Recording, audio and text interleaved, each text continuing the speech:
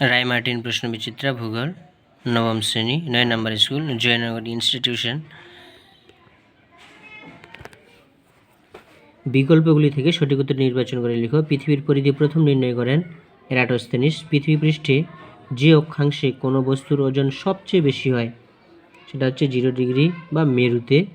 সূর্যের উত্তর অয়নান্ত দিবস 21শে জুন।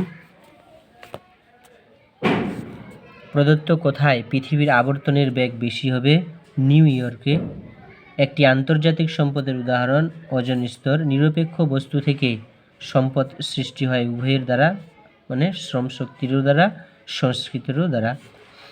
কালপক্কম পারমাণবিক বিদ্যুৎ কেন্দ্র যে রাজ্যে অবস্থিত? তামিলনাড়ু। শুদ্ধ অশুদ্ধ। 2024 সালটি অধিবর্ষ শুদ্ধ। কয়লা উত্তোলনে ছত্তিশগড় রাজ্য ভারতে প্রথম। শুদ্ধ। শূন্যস্থান কক্ষতলের সঙ্গে পৃথিবীর মেরুরেখা ড্যাশ কোণে অবস্থান করে? 66.5 ডিগ্রি কোণে অবস্থান করে। পশ্চিমবঙ্গের একটি তাপবিদ্যুৎ কেন্দ্র হচ্ছে ব্যান্ডেল।